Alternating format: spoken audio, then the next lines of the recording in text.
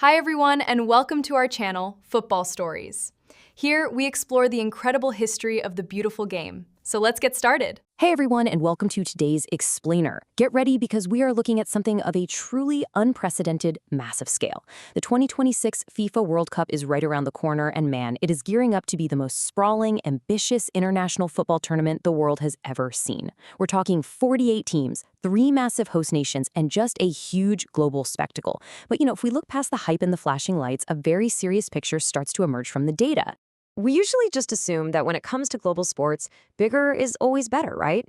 It's just a natural evolution. Bigger crowds, bigger revenues, bigger reach. But at what cost? Okay, let's dive into this, because today we're going to examine the very real consequences of supersizing the beautiful game. Here's our roadmap for today. We'll be looking at number 1, the biggest tournament ever. 2, a looming carbon bomb. 3, push to the limit. 4, playing in the furnace. And finally, number 5, survival of the fittest. All right, section 1, the biggest tournament ever, a geographic giant. When you expand a global event across a massive continent, there are immediate, sprawling logistical consequences that you simply cannot avoid. Think back to 2022. The World Cup in Qatar had 32 teams playing 64 matches. And from a travel perspective, it was incredibly compact. Teams and fans were literally taking local metro systems and buses to get to the stadiums. Now, fast forward to 2026. We are jumping up to 48 teams and 104 matches, spread all across the United States, Canada, and Mexico. This isn't a quick train ride across town anymore. This requires cross-continental flights. And this expansion sets off a massive domino effect for literally everyone involved. Let's move to and see how this builds. Take just one team as an example, say Bosnia and Herzegovina. Their group stage itinerary alone is absolutely staggering. They start in Toronto, Canada. Then they have to fly across the entire continent to Los Angeles, and then head way up the coast to Seattle. That is a grueling 5,000-kilometer journey. That's more than 3,100 miles just for the group stages.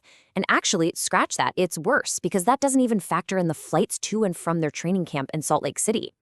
Moving on to section 2, a looming carbon bomb, the cost of travel.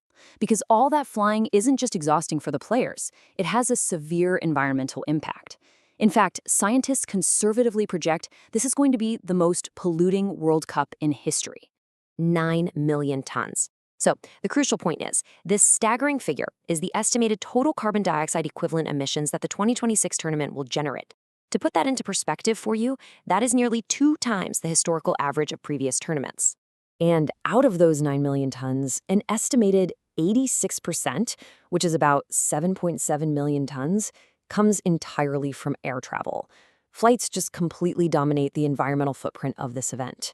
Because the distances are so vast and alternatives like a high-speed continental rail network just aren't an option here, highly polluting air travel is practically mandatory for the teams, the media, and millions of fans. The environmental conversation surrounding the tournament has become incredibly vocal, with some severe pushback from the athletes themselves. Over 100 professional female players recently signed a letter condemning FIFA's 4-year partnership with Aramco, the state-owned Saudi energy company. Just looking at the data, Aramco is cited as the largest corporate greenhouse gas emitter on Earth. Players like Canada's national team captain Jessie Fleming are openly speaking out, stating that by taking the sponsorship, the governing body is choosing money over women's safety and the safety of the planet. Okay, section 3, pushed to the limit, the player workload. Now we're going to shift our focus from the planet to the players themselves.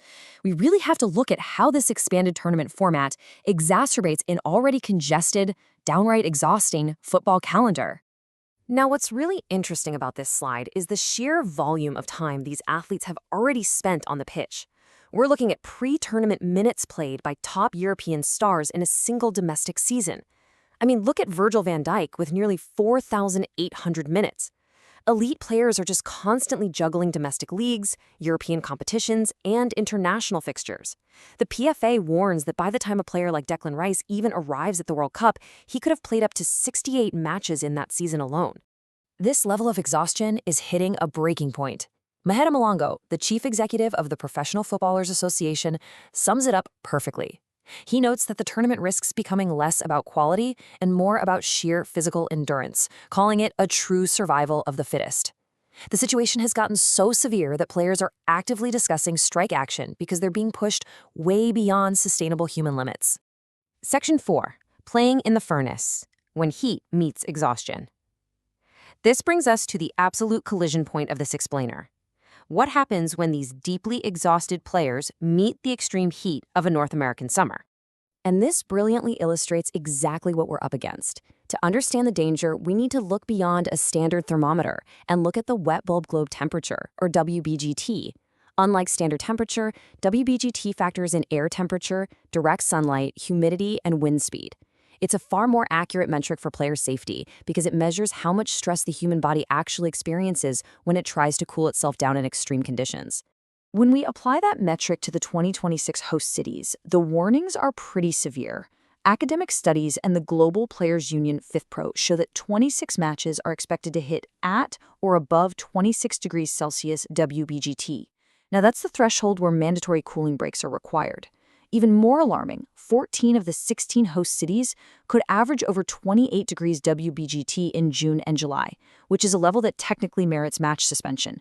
Add to this the fact that many matches will be played on dry American football-style pitches in cities like Atlanta, which just radiate even more heat back at the players.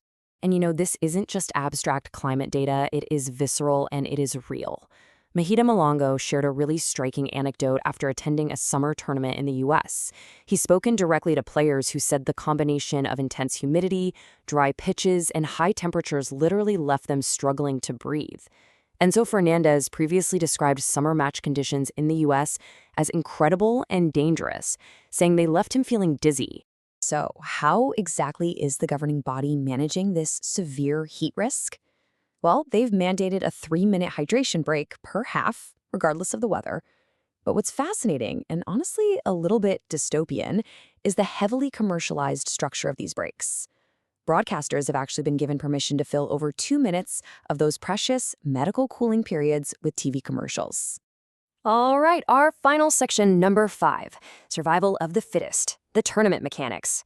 We've established the travel fatigue and the heat. Now let's look at how the rules of the game will force these drained teams to act on the pitch. Because the tournament has expanded to 48 teams, the group stage is a total gauntlet. Take projected Group L, for example, featuring England, Croatia, Ghana, and Panama. In a multi-team matchup like this, there are simply no easy games. Every single point, and as we're about to see, every single goal is absolutely vital to advance to the knockout rounds. Check out these official tie-breaking rules. If teams are tied on points, the next deciding factor isn't a coin toss, it's goal difference, and then total goals scored between the tied teams. This creates a massive mechanical pressure on the players. You can't just win a game 1-0 and relax. You are directly incentivized to keep attacking, keep sprinting, and keep scoring just in case it comes down to a tiebreaker.